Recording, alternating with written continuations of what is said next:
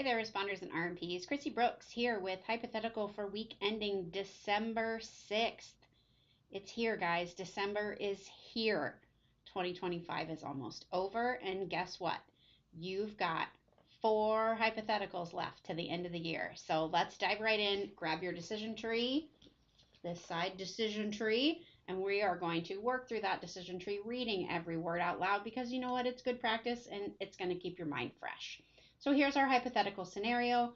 This is, excuse me, not just a hypothetical scenario, but this actually happened at one of my centers.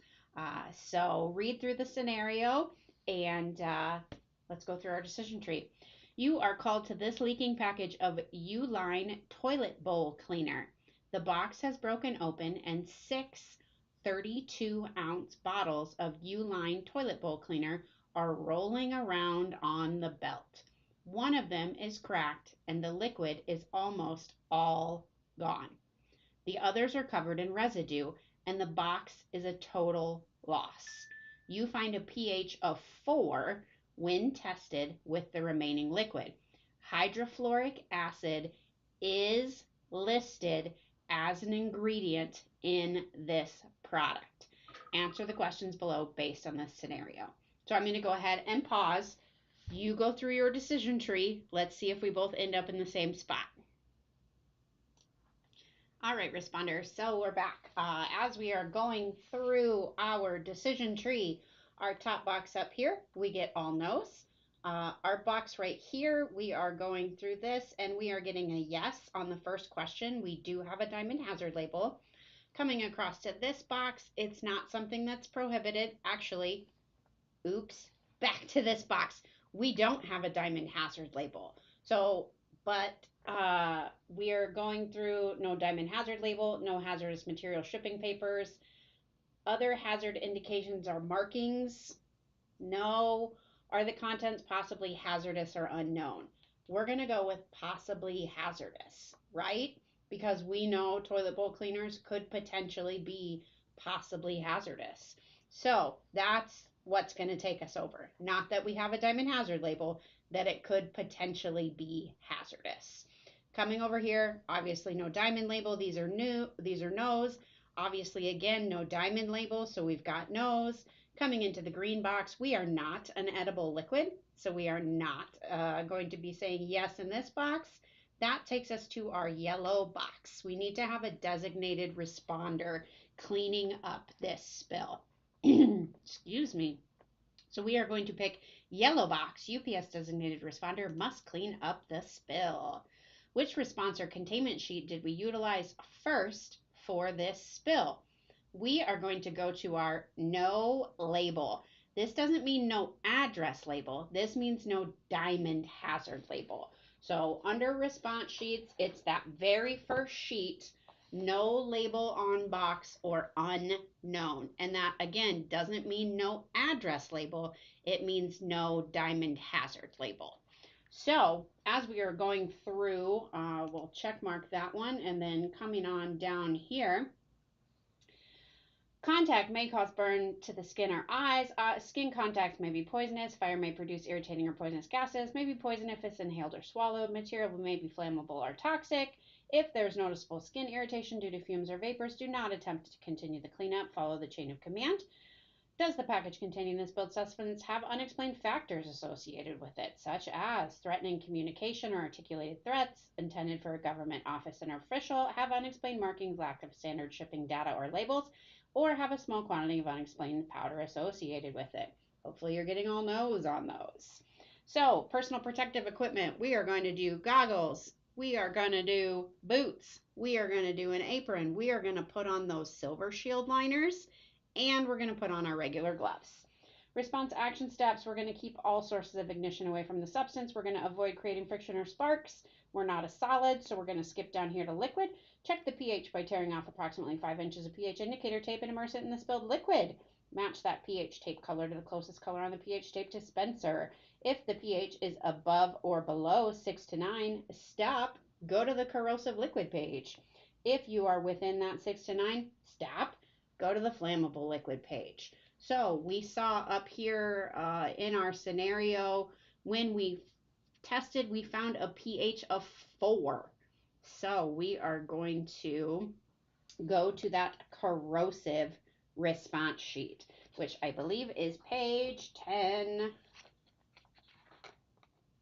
Nope, page 8, not page 10, page 8. Getting my booty kicked here, guys. There it is. All right, page 8, corrosive. So going back through all of this, we're going to go back to our step number 2 right here. Liquids. Do not use Zepsorbent or clay-based absorbent on hydrofluoric acid spills. Do not use ZEP or clay-based absorbent on hydrofluoric acid spills. This contains hydrofluoric acid. So we are going to go down to letter F down here. Spills containing hydrofluoric acid continue to add sodium bicarbonate to absorb and solidify the material. So we are going to be solidifying this material with sodium bicarbonate, not ZEP, not clay-based, not Ambiente, or whatever the new one is called. So we tested our pH. That's what our response sheet had us do. ETT, hopefully you can get in. If you can't, reach out. Waste disposal. I know I need to act test that waste disposal flow chart for every leaker that I dispose of, and I know how to get to it through the operator's quick reference guide.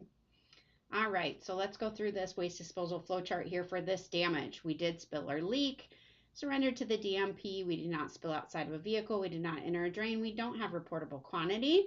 Nothing in the red box, nicotine, biohazard, cylinder, controlled substance, pharmaceutical explosive, definitely not a non. Is the sum of the remaining liquids of the same product 3 gallons or more, or giving off a noxious odor, or hydrofluoric acid? There we are, right there, hydrofluoric acid.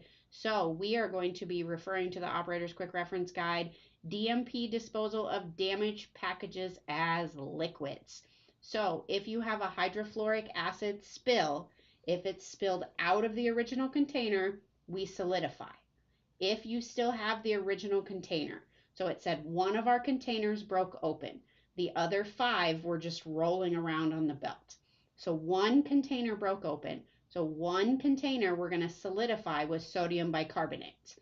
Anything that's left, anything that got on the belts, then we're going to damage out the other 5 bottles as liquid present. We're not going to mess with solidifying it. We're not going to pour it out of the bottle. We're going to leave it in the bottle. The bottle is going to go directly into our green bag, directly into our bucket or our barrel. So we ended up in that first green box that talks about damages with liquid present.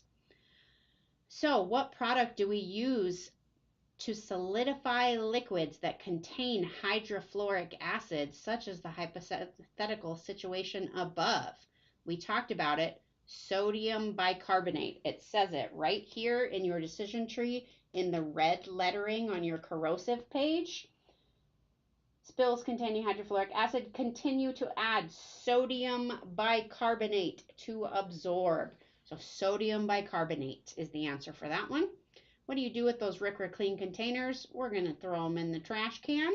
Hopefully you've got your DOK done. If not, there's the link down here, or shoot me an email and I'll send you the file.